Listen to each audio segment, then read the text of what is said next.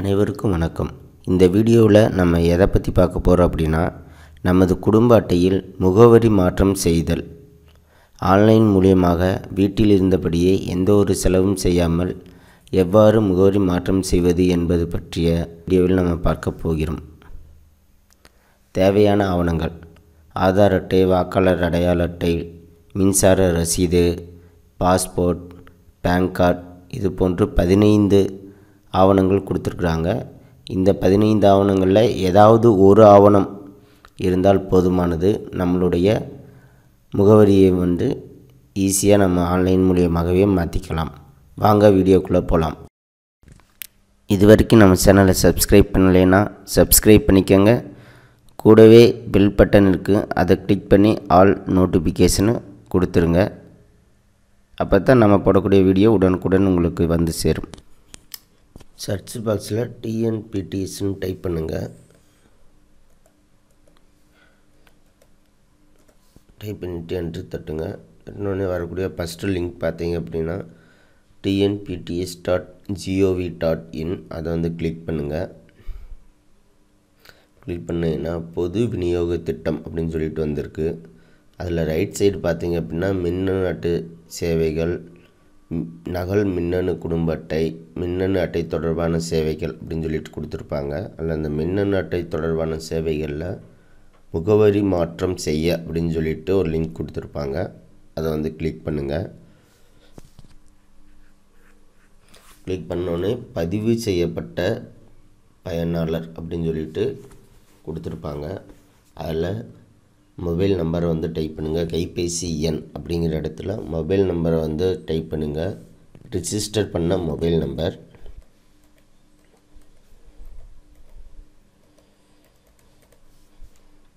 அதுக்குள்ள கேப்சா குறியீடு கொடுத்துருப்பாங்க. அந்த கேப்சா குறியீடை டைப் பண்ணுங்கள்.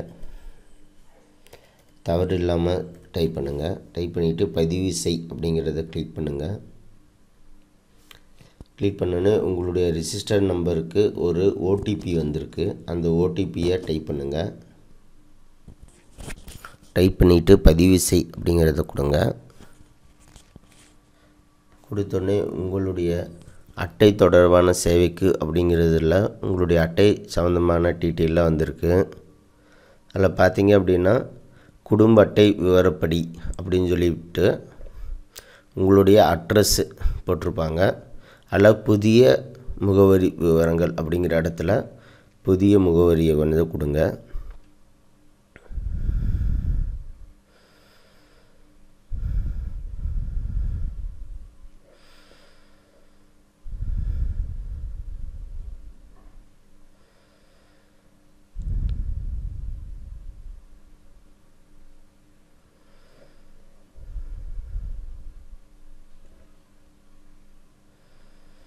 அதேமாதிரி தமிழ்லையும் டைப் பண்ணுங்கள்.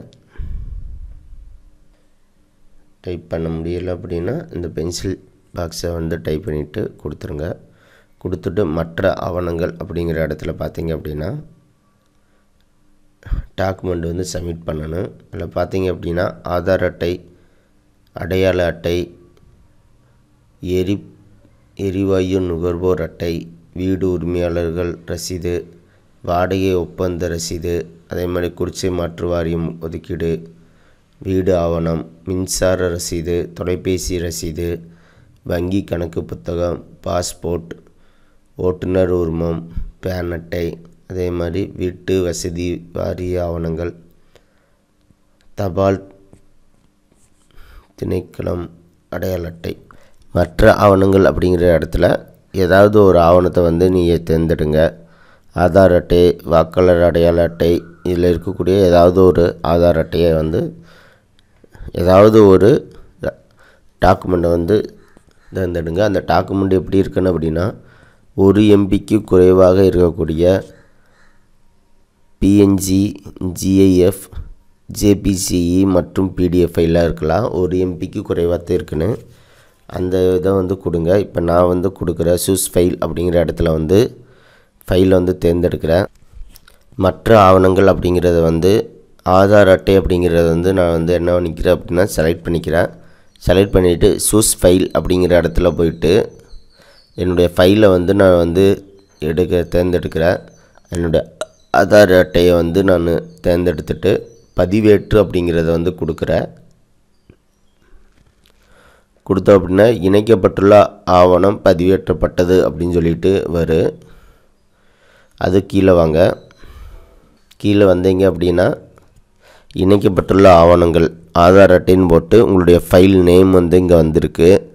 ஸோ உங்களுடைய டாக்குமெண்ட் வந்து பதிவேற்றம் செய்யப்பட்டதுன்னு அர்த்தம். அது கீழே உறுதிப்படுத்துதல் அப்படிங்கிறது கீழே இருக்கக்கூடிய பாக்ஸை வந்து கிளிக் பண்ணுங்கள். கிளிக் பண்ணோன்னே பார்த்தீங்க அப்படின்னா நீக்கு பதிவு செய்ய அப்படின்னு சொல்லிட்டு 2 ஆப்ஷன் ஓப்பன் ஆகிருக்கு. இந்த பதிவு செய்ய அப்படிங்கிற ஆப்ஷனை கொடுக்கணும்.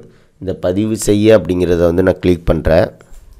பதிவு செய்யன்னு கொடுத்தோன்னே பார்த்தீங்க அப்படின்னா பொது விநியோக திட்ட சேவை விண்ணப்பம் அப்படின்னு சொல்லிட்டு உங்களுக்கு என்னென்னா ஒரு குறிப்பு எண் கொடுத்துருப்பாங்க. அதாவது தங்களது கோரிக்கை வெற்றிகரமாக பதிவு செய்யப்பட்டு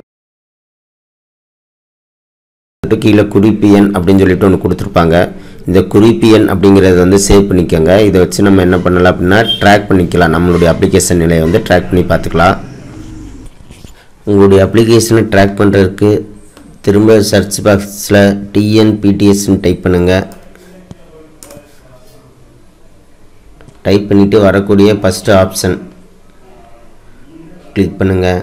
ஃபஸ்ட்டு லிங்கை கிளிக் பண்ணோன்னே உங்களுக்கு பழைய மாதிரி பொது விநியோக திட்டம்னு வரும். அதில் பார்த்தீங்க அப்படின்னா ரைட் சைடில் மின்னணு அட்டை தொடர்பான சேவைகள் அப்படிங்கிறதுல கடைசியில் பார்த்தீங்கன்னா அட்டை தொடர்பான சேவை நிலை அறிய அப்படின்னு சொல்லிட்டு ஒரு ஆப்ஷன் கொடுத்துருக்காங்க. அதை கொடுங்க. அட்டை தொடர்பான சேவை நிலை அதை கொடுத்தோன்னே பார்த்தீங்கன்னா உங்களுக்கு ஒரு குறிப்பு எண் கேட்டிருக்கு. அந்த குறிப்பு எண்ணை வந்து உங்களுக்கான குறிப்பு எண்ணை வந்து டைப் பண்ணுங்கள். இப்போ எனக்கான குறிப்பு எண்ணை வந்து நான் டைப் பண்ணுறேன். டைப் பண்ணிவிட்டு பதிவு செய்ய அப்படின்னு சொல்லிட்டு என்ன பண்ணணுன்னா கிளிக் பண்ணணும். பதிவு செய்ய அப்படிங்கிறத வந்து நான் கிளிக் பண்ணுறேன். கிளிக் பண்ணோன்னு பார்த்தீங்க அப்படின்னா சேவை கோரிக்கை நிலைமை அப்படிங்கிற கீழே பார்த்தீங்க அப்படின்னா உங்களுக்கு வந்து 4 ஆப்ஷன் கொடுத்துருப்பாங்க. என்ன அப்படின்னா கோரிக்கை சமர்ப்பிக்கப்பட்டது, ஆவண சரிபார்ப்பு, துறை சரிபார்ப்பு, கோரிக்கை அனுமதிக்கப்பட்டது அப்படின்னு சொல்லிட்டு 4 ஆப்ஷன் கொடுத்துருப்பாங்க. இதில் இப்போ நம்ம வந்து டாக்குமெண்ட் மட்டும் சப்மிட் பண்ணியிருக்கோம். அப்படிங்கிற பிளேஸில் வந்து இருக்குது. அடுத்து துறை சரிபார்ப்புக்கு இது ஆவண சரிபார்ப்பு சக்ஸஸ் ஆச்சு அப்படின்னா அடுத்து துறை சரிபார்ப்புக்கு வந்து அனுப்புவாங்க. துறை ரீதியான அலுவலர்களுக்கு அந்த துறை ரீதியான அலுவலர்கள் வந்து அதை சரிபார்த்து என்ன பண்ணுவாங்க அப்படின்னா தாசில்தாருக்கு அனுப்புவாங்க. கோரிக்கை அனுமதிக்கப்பட்டதுங்கிற பிளேஸ்க்கு வந்துரு. அப்போ இந்த 4 ஆப்ஷனுமே வந்து உங்களுக்கு ஓகே ஆயிடுச்சு அப்படின்னா உங்களுக்கான கோரிக்கை வந்து வெற்றிகரமாக ஏற்றுக்கொள்ளப்பட்டது.